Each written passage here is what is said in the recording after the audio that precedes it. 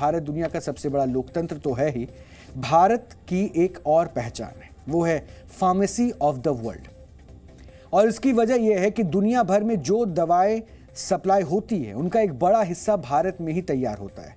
और अगर जेनरिक दवाओं की बात करें तो यहां भारत का ही दबदबा है, क्योंकि दुनिया भर में इस्तेमाल होने वाली 20% से ज्यादा जेनरिक दवाएं भारत में तैयार होती हैं और अमेरिका में कुल जेनरिक दवाओं का 40% हिस्सा और ब्रिटेन में 25% हिस्सा भारत में बनता है। जबकि अफ्रीकी देशों में बिकने वाली कुल जेनरिक दवाओं का आधा हिस्सा भारत से सप्लाई होता है। यही नहीं, दुनिया भर में सप्लाई होने वाली 60% वैक्सीन भारत में बनती है। और इसलिए आज अगर भारत को दुनिया का दवा खाना कहा जाता है तो उसकी सबसे बड़ी वजह है भारत की साख। दरअसल भारत कम कीमत में विश्व स्तरीय दवाएं बनाता है। एक अनुमान के अनुसार भारत में बनी दवाओं की कीमत पश्चिमी देशों के दवाओं के मुकाबले 33% तक कम होती है, जबकि उनकी क्वालिटी विश्व स्तरीय होती है। और इसलिए आज दुनिया के 200 से भी ज्यादा देश मेड इन इंडिया दवाओं पर भरोसा रखते हैं। ये एक सच्चाई है। लेकिन हम आपको अमेरिका से सामने आई एक ऐसी खबर के बारे में बताने जा रहे हैं जो हमारी इसी साख को नुकसान पहुंचा रही है। अमेरिका के फूड एंड ड्रग एडमिनिस्ट्रेशन यानी कि USFDA ने दावा किया है कि भारत से मंगवाई गई एक आई ड्रॉप की वजह से उनके देश में 3 लोगों की मौत हो गई, जबकि 8 लोगों की आंखों की रोशनी चली गई। न्यूयॉर्क टाइम्स की एक रिपोर्ट के अनुसार एजनी केयर नाम के आई ड्रॉप के इस्तेमाल के बाद आंखों में संक्रमण के कई मामले सामने आए और इस रिपोर्ट के अनुसार संक्रमण एक खास तरह के बैक्टीरिया की वजह से हुआ और अमेरिका ने जो एंटीबायोटिक दवाएं वहां पर मौजूद है उनमें से इस बैक्टीरिया का इलाज करना बहुत मुश्किल है। ये आई ड्रॉप भारत की ग्लोबल फार्मा हेल्थ केयर नाम की एक कंपनी बनाती है और अमेरिका में इस एजरी केयर LLC को डेल्सम फार्मा डिस्ट्रीब्यूट करती है। USFDA की इस रिपोर्ट के बाद ग्लोबल फार्मा ने अमेरिका में मौजूद आई ड्रॉप्स की बाकी लॉट को भी वापस मंगवा लिया है। हालांकि अमेरिका की तरफ से शिकायत मिलने के बाद भारत में स्वास्थ्य मंत्रालय की तरफ से जो जांच की गई उसमें आई ड्रॉप्स के सैंपल मानकों के अनुसार पाए गए। फिर भी ये खबर इसलिए महत्वपूर्ण है क्योंकि ऐसी खबरें बतौर फार्मास्यूटिकल हमारी साख पर सवाल खड़े करती है। और ये कोई पहला मामला नहीं है। इससे पहले WHO ने भारत में बने कफ सिरप को लेकर सवाल उठाए थे। WHO ने इस कफ सिरप को अफ्रीकी देश गाम्बिया में हुए 66 बच्चों की मौत का जिम्मेदार ठहराया था। तो जाहिर है इन कंपनियों की वजह से दुनिया में भारत की साख पर भी असर पड़ रहा है। इसलिए अब सरकार भी अलर्ट मोड में है और बड़े पैमाने पर छापेमारी कर रही है। स्वास्थ्य मंत्रालय के सूत्र जो हमें जानकारी दे रहे हैं उसके मुताबिक ये पता चला कि भारत सरकार ने दिसंबर 2022 से लेकर अब तक 18 दवा कंपनियों के लाइसेंस रद्द कर दिए हैं, जबकि 26 कंपनियों को कारण बताओ नोटिस जारी किया गया है, जबकि कई कंपनियों पर नजर रखी जा रही है। और सूत्र ये भी बता रहे हैं कि यह कार्रवाई आगे भी जारी रहेगी। निश्चित तौर पर दवा पब्लिक हेल्थ के साथ जुड़ा हुआ विषय है। मेडिसिन पब्लिक हेल्थ का विषय है और मेडिसिन बनाने वाली सभी कंपनी, देश में 10,500 से अधिक फार्मा कंपनी है जो कुरियस मेडिसिन बनाती है। ऐसे कोई लोगों को बख्शा नहीं जाएगा। इसके सामने हमारे स्टेट में ड्रग्स कंट्रोलर होते हैं, वो भी इंस्पेक्शन करते हैं। भारत सरकार की ओर से DGCI के द्वारा भी इंस्पेक्शन हो रहा है और कहाँ भी कम गुणवत्ता वाली मेडिसिन मिलती है तो कंपनी के साथ सामने हम एक्शन भी लेते हैं और ऐसे कई कंपनी के सामने एक्शन लिया गया है। मेरे पास इस वक्त सब स्टैंडर्ड दवाओं की एक्सक्लूसिव लिस्ट मौजूद है। जो सब स्टैंडर्ड दवाएं हैं उनकी पूरी जानकारी, ये पूरी लिस्ट है जो अभी आपको हम टीवी स्क्रीन पे भी दिखा रहे हैं। इस लिस्ट में जनवरी 2022 से लेकर जनवरी 2023 तक यानी 13 महीने में मिली सब स्टैंडर्ड दवाओं की पूरी पहचान की गई है, लिस्ट तैयार की गई है। और इसमें ज़्यादातर दवाएं वो हैं जो बुखार, पेट दर्द, सर दर्द, जुकाम जैसी छोटी मोटी बीमारियों में इस्तेमाल होती हैं। इसके अलावा इसमें विटामिन B कॉम्प्लेक्स जैसे बड़े पैमाने पर इस्तेमाल होने वाली दवाएं भी शामिल है।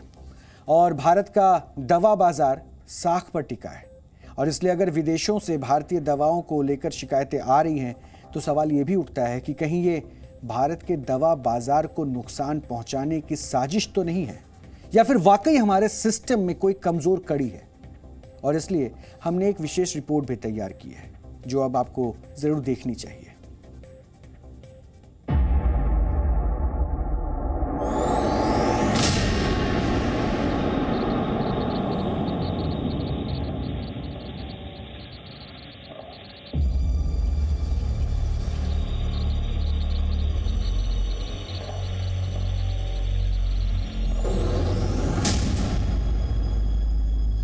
नोएडा में बनी इस आलीशान इमारत में कभी दर्जनों कर्मचारी काम करते थे, लेकिन अब यहां सन्नाटा पसरा है। दरअसल ये मेरियन बायोटेक नाम की दवा निर्माता कंपनी की फैक्ट्री है। आरोप है कि इसी कंपनी का कफ सिरप पीकर उज्बेकिस्तान में कई बच्चों की जान चली गई थी, जिसके बाद सरकार ने जांच की और अब इस कंपनी का लाइसेंस रद्द कर दिया गया है। भारत में ऐसी दवा कंपनियों पर शिकंजा कसता चला जा रहा है जो सब स्टैंडर्ड या फिर पूरी तरह नकली दवाएं बना रही हैं। मेरियन बायोटेक, जहां इस वक्त हम मौजूद हैं, उन्हीं कंपनियों में से एक है। हाल ही में सरकार ने इस कंपनी का लाइसेंस रद्द कर दिया है। ऐसी 18 कंपनियां भारत में तलाशी गई हैं, अलग अलग 20 राज्यों में, जो या तो नकली दवाएं बना रहे थे या सब स्टैंडर्ड दवाएं बना रहे थे या फिर किसी ना किसी वजह से क्वालिटी से समझौता कर रहे थे। ऐसी बहुत सी कंपनियों के या तो लाइसेंस रद्द किए गए या फिर वो दवा बनाने का मैन्युफैक्चरिंग ऑर्डर रद्द किया गया या फिर 26 कंपनियों को कारण बताओ नोटिस जारी किया गया। भारत में बनी दवाएं वैसे तो अमेरिका और ब्रिटेन समेत दुनिया के ज्यादातर देशों में बेची जाती हैं। नियम यह है कि जो देश दवाएं खरीदते हैं उनकी क्वालिटी चेक करने का काम भी उन्हीं का होता है। लेकिन भारतीय जेनेरिक दवाओं का सबसे बड़ा बाजार अफ्रीकी देश हैं और इन देशों में दवाओं की जांच को लेकर भरोसेमंद सिस्टम मौजूद ही नहीं है। ऐसे में क्वालिटी मेंटेन रखने की भारत की जिम्मेदारी और बढ़ गई है। हम लोग तो 100 कंट्रीज से ज़्यादा को अपना फार्मास्यूटिकल बेच रहे हैं। अब दिक्कत ये आ रही है कि अगर मोस्ट ऑफ द कंट्रीज के पास में अपना इंफ्रास्ट्रक्चर ही नहीं है to check this quality of drugs, तो फिर हमारे ऊपर ही सारी रिस्पॉन्सिबिलिटी आएगी। अब इस बात को गवर्नमेंट समझ गई है कि खाली इंडिया के अंदर जो दवाएं बिक रही हैं उनको नहीं देखना है, हमको अपने ड्रग कंट्रोल सिस्टम को इम्प्रूव करके ये देखना पड़ेगा कि जो एक्सपोर्ट हो रही हैं वो भी अच्छे दवाइयाँ हों। भारत को फार्मेसी ऑफ द वर्ल्ड कहा जाता है क्योंकि भारत में बनी दवाओं की पूरी दुनिया में मांग है और भारत उन जरूरतों को पूरा भी कर रहा है।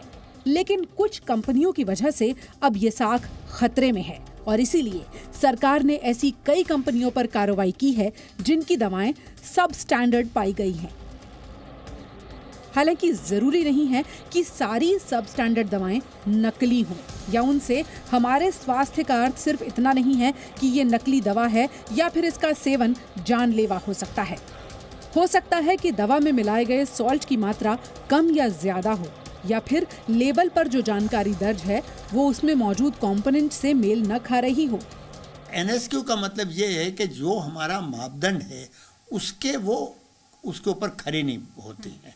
कई बार तो बड़ी मामूली सी बात होती है, उसमें प्रॉब्लम दो जो पहले या दूसरी हैं सिर्फ डिसोल्यूशन की है। डिसोल्यूशन का मतलब यह है कि जब आप उसको आपने खाया और आप में पेट में गए तो डिज़ोल्व करने में उसको ज़्यादा देर लग गई या कम देर लगी, जो भी है, तो वो इतनी सीरियस नहीं है। पर अगर ज़्यादा सीरियस है यानी कि मात्रा कम है, फॉर एग्जांपल 500 मिलीग्राम की जगह 400 मिलीग्राम है या 600 मिलीग्राम है, तो हम 5% अलो करते हैं अप एंड डाउन, ज़्यादा या कम। तो पर उससे ज़्यादा अगर उससे भी कम है तो फिर तो उसकी एफिकेसी खत्म हो जाएगी। सरकार ने भले ही ऐसी कंपनियों के लाइसेंस रद्द कर उन्हें सख्त संदेश दिया हो, लेकिन ऐसी कंपनियों पर कड़ी कानूनी कार्रवाई नहीं हो पाती और इसकी वजह है भारत का ड्रग एंड कॉस्मेटिक्स एक्ट 1940। इस एक्ट के अनुसार ऐसे अपराध क्रिमिनल ऑफेंस की जगह सिविल ऑफेंस की कैटेगरी में रखे गए हैं। 1940 में एक कानून बना, उस समय के पैरामीटर्स क्या थे और हम ऑलमोस्ट 80 साल के आसपास का सफर तय कर चुके हैं तब से लेकर अब तक। तो आज के कॉन्टेक्स्ट में हमें ऐसे कानून की जरूरत है। तो आउटडेटेड एक कानून है, आज के हिसाब से चाहिए, और आज के 100 ईयर्स आगे का आपको सोच करके कानून बनाना पड़ेगा इन चैलेंजेस को डील करने के लिए। अगर हम एक फ्री, फेयर, इम्पार्शियल सोसाइटी की बात करते हैं और ये भी चाहते हैं कि फार्मास्यूटिकल कंपनीज की जो धोखाधड़ी चल रही है या जो सब स्टैंडर्ड दवाइयां दे रहे हैं या प्रिस्क्राइब कर रहे हैं, तो उसमें अकाउंटेबिलिटी भी फिक्स हो सके और अकाउंटेबिलिटी को लॉजिकल एंड पर भी ले जा सके कि सिविल ऑफेंस की बजाय क्रिमिनल ऑफेंस बने और क्रिमिनल ऑफेंस में जो भी लोग हो इतने पनिश और टाइम बाउंड मैनर उसमें पनिशमेंट हो, ताकि मैसेज जाए कि अगर आप मेडिकल नेग्लिजेंस, क्रिमिनल नेग्लिजेंस करेंगे तो आपके ऊपर कार्यवाही होगी। आज भारत में जिस तरह से लगातार सब स्टैंडर्ड दवाओं की गिनती बढ़ती जा रही है, ऐसे में कानून को और सख्त करने की जरूरत है ताकि भारतीयों की सेहत ही नहीं, विश्व में भारत की साख भी ठीक बनी रहे। पूजा मक्कड़, जी मीडिया। जी न्यूज़।